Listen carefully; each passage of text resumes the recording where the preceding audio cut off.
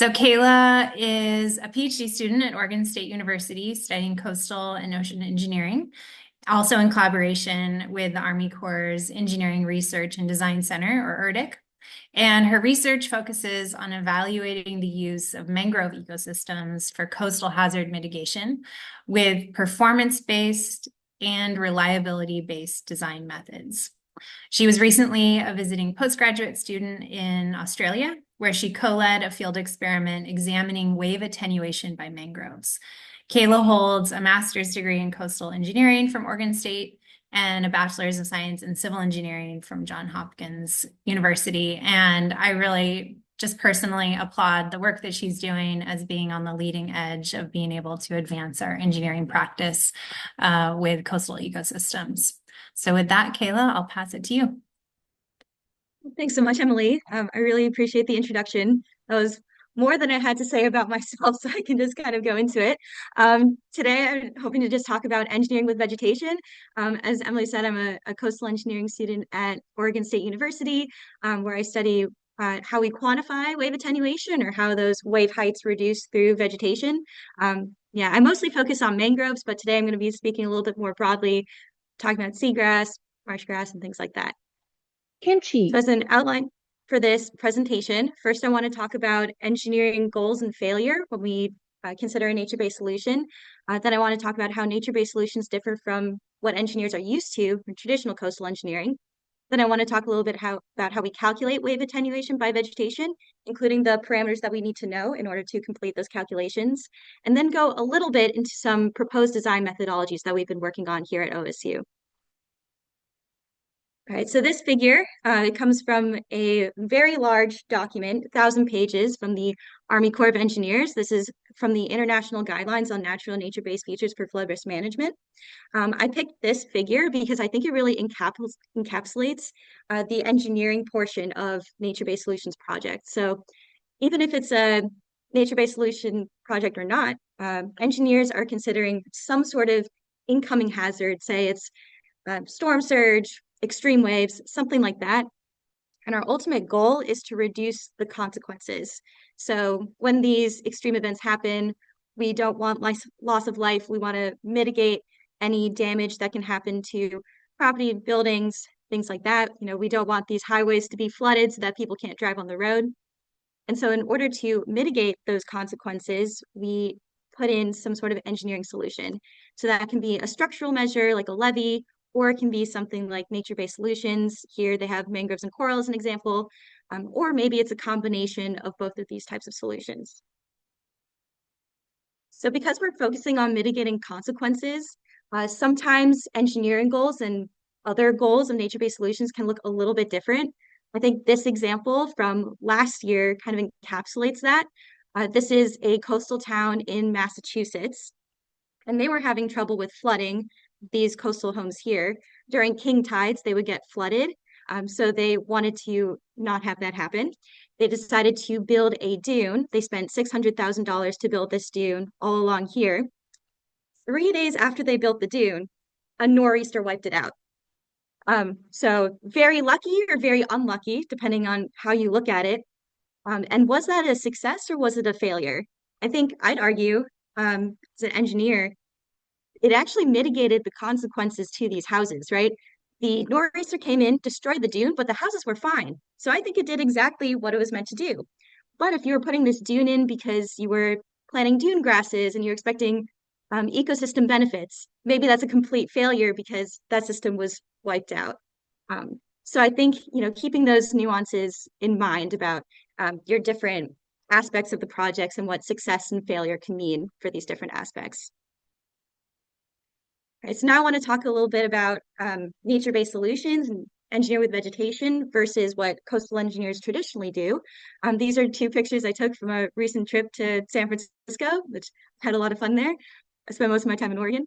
But traditional methods can include things like bulkheads, seawalls, revetments, levees, versus vegetation. You know, in the Bay Area, we're dealing with things like eelgrass, marsh grasses, things like that.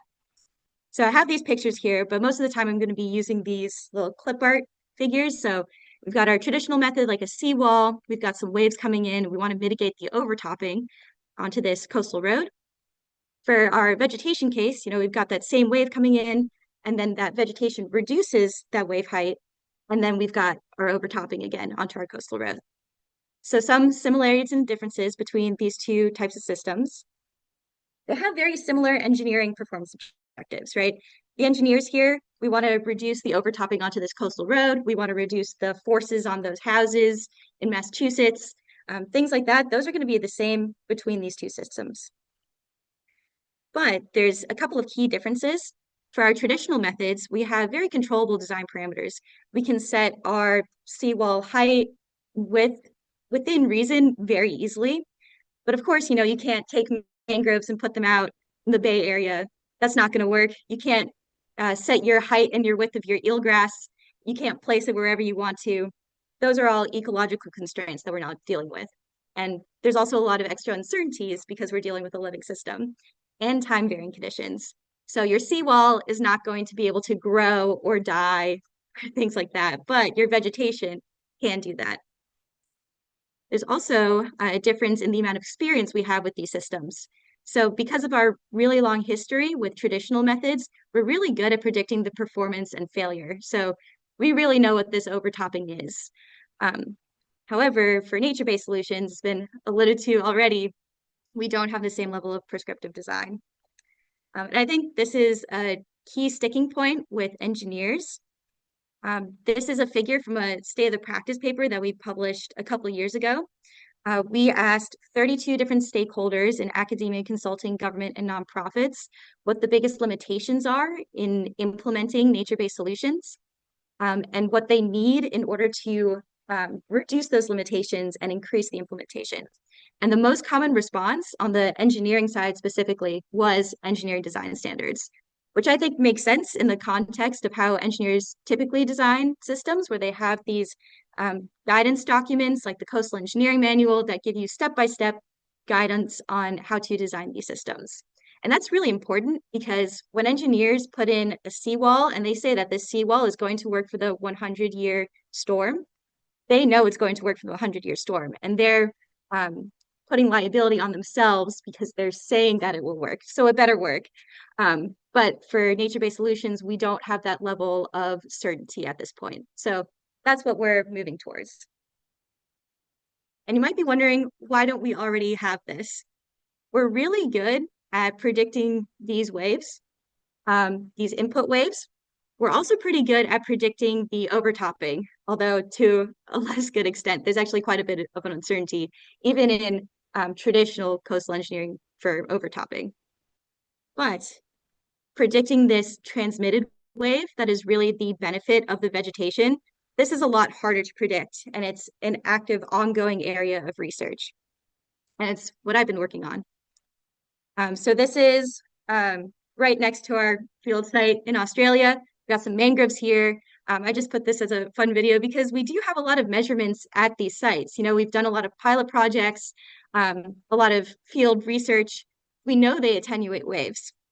It's, however, really hard to take the amount of wave attenuation you see at one site and extrapolate it to another site, which makes it difficult to design with these systems because we really want to be able to predict the wave attenuation. And the reason why it's so difficult is because of that wave vegetation interaction that Marilyn alluded to earlier. The main driver behind reducing those wave heights for vegetation is the drag force. So I wanted to talk a little bit about wave vegetation interaction, and so hopefully you can understand why some of these calculations can be a little difficult. So drag force, maybe you learned about it in high school physics class, talk about it with regards to airplanes a lot, where airplanes want to reduce the drag force so that they can fly easily. For when we're considering vegetation as a solution, we want to have as much drag force as we can because the drag force is what's taking energy out of those waves and reducing the wave heights. So really what you have is some sort of velocity coming in, and then you have this vegetation kind of standing in the way of that velocity, and it's going to generate some wake behind it, some turbulence, and that really is a simplified version of the drag force. This is It becomes a lot more difficult when you consider waves because waves are just an extra add-on in terms of hydrodynamics than just a regular current is. So I wanted to talk a little bit about that. Engineers classify waves into a couple different categories. Um, this is one example. We have deep water waves on the left here and shallow water waves on the right. These circles are wave orbitals. So that's just the particles in the waves moving around and around as the waves go by. And they also represent wave velocities. So a tiny circle means you don't have a lot of velocity, but the big circle means you have a lot of velocity. The deep water case, compared to the shallow water case in this particular example, the deep water, you have a much larger water depth than in the shallow water case. You'll notice for the deep water, the wave orbitals decrease in magnitude. So they're getting smaller and smaller as you go down the water column, and those velocities are decreasing. We say that these deep water waves don't interact with the bottom. Conversely, for shallow water waves, the wave orbitals are decreasing vertically, but that horizontal amount is still staying the same. So you get that velocity even at the bottom of the water column. We call these shallow water waves. One key point I do want to make though is the difference between deep water and shallow water. It's a little bit confusing because it's not just the water depth, it's the water depth compared to the wavelength. So giving some examples of deep water versus shallow water, a deep water wave could be when you throw a pebble into a very shallow pond and you look at the ripples that come out of that. Um, it's a deep water case because even though you have a really shallow pond, those waves are really, really tiny. So those waves won't be interacting with the bottom at all, and we'll consider them deep water waves. Conversely, a tsunami is an example of a shallow water wave generally. So even though those water depths are really, really large, you end up with such a huge wavelength that you're actually interacting with the bottom. So this is kind of a key difference that is really important when we consider vegetation. Because when we add vegetation in, you get these differences in the hydrodynamics, and that's going to result in different amounts of drag force. So here's some eelgrass. Maybe we've got a much deeper water depth than the wavelength here. And so these wave orbitals are decreasing. And by the time you make it to the eelgrass, there's not all that much interaction between the eelgrass and the waves happening. So you're not going to have a lot of attenuation there. Conversely, for the shallow water case, those wave orbitals aren't decaying at all. So you're going to have a lot of interaction between the eelgrass and the wave. So in this case, wave attenuation can happen. In this case, wave attenuation is not really going to happen. So that was just a little bit in terms of describing why, you can't just put out eelgrass and say that it's got 50% wave attenuation because the amount of wave attenuation that you will have will really depend on the wave conditions as well as the vegetation conditions. This is a little bit in the weeds, but I did want to say that there's a couple different methods to predict the attenuation. The methods are these are an ongoing area of research. One method, you calculate the drag force directly and you consider the vegetation. Another method, you treat it more like mud or rocks and you have some sort of Manning-Zan empirical coefficient. Both of these require empirical coefficients. And those are really tough to predict. I could honestly give a separate 20-minute presentation about drag coefficients and how confusing and different they are. So that's something that I think you need to select with some sort of expertise. But the main thing that I want you to take away from this slide is that there are multiple methods of predicting attenuation. And depending on the method that you use, you're probably going to need to measure different things. So I'm going to use an example for the drag force method of the types of things that you might want to look at. So here we've got some eelgrass, we've got our water depth, we've got a wave traveling over here.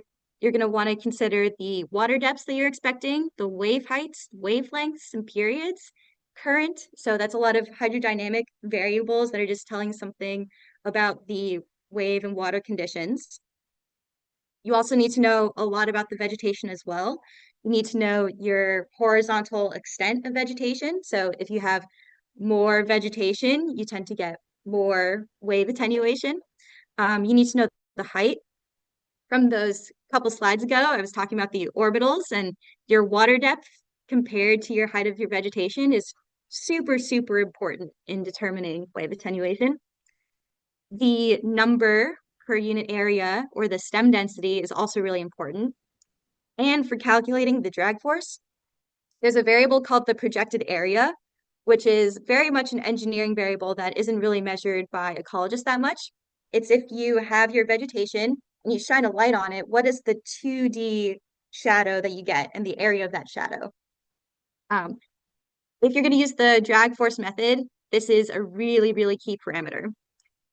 Some people have been experimenting with, instead of using the drag force method, or one way of characterizing the drag coefficient is by using the submerged volume fraction. Um, my personal opinion is we might start to see this one more and more. This is the percent volume that the vegetation takes up. So you would calculate the volume of your vegetation per unit volume. And all of these, especially projected area and submerged volume fraction, those are changing with height, which is another complicating factor that makes it difficult to predict what the attenuation is going to be. Another complicating factor is if you have flexible vegetation, like this eelgrass, there's a lot more that you end up needing to calculate, like the modulus of elasticity, the density of the vegetation, the blade thickness. It gets really complicated really quickly. So choosing the method that you're going to use to calculate this wave attenuation becomes important in terms of what you end up needing to measure. And of course, there's some interaction happening here, so we need to know some sort of empirical coefficient. We can't do this without empirical coefficients yet. All right, so that was a lot, but I'm going to go into a little bit of how we can use this in engineering design. This comes from the state of the practice paper that I was mentioning before. This was made in collaboration with some professors and engineers and other institutions. First, we suggest evaluating your structure without vegetation. So that's just using your standard engineering methods. Then you want to choose how you're going to evaluate the vegetation and then determine your physical parameters of your vegetation, like I was talking about, like the stem density and things like that.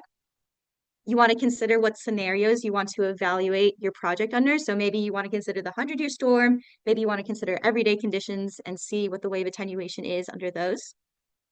Then you want to use your method to determine the attenuation by vegetation. Then you can use those results to have your engineering design variables. And finally, we suggest that you adaptively manage the system because predicting the actual performance is really difficult still. And so you're going to want to know what your vegetation looks like and redo those calculations as appropriate. This is just the engineering piece of it. Of course, this is in the context of more ecological, social variables and things like that.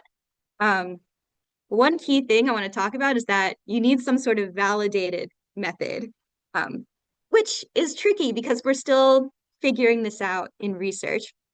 But my former lab mate who recently graduated just published this paper the other day with a new validated method based off of her laboratory experiments. Question here was, can we use empirical equations for wave attenuation by vegetation and then use an empirical engineering equation for performance, like overtopping, which might sound obvious, but there's potential for interactions to be happening between these systems, causing all sorts of things. So even though it sounds obvious, it was not obvious what result we would get. And their research showed, yes, you can.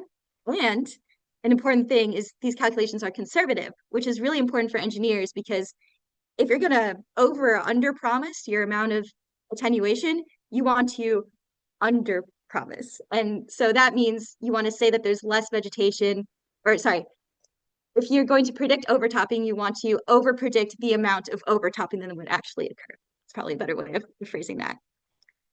So just a little bit about that. What they did is they had this experiment down here.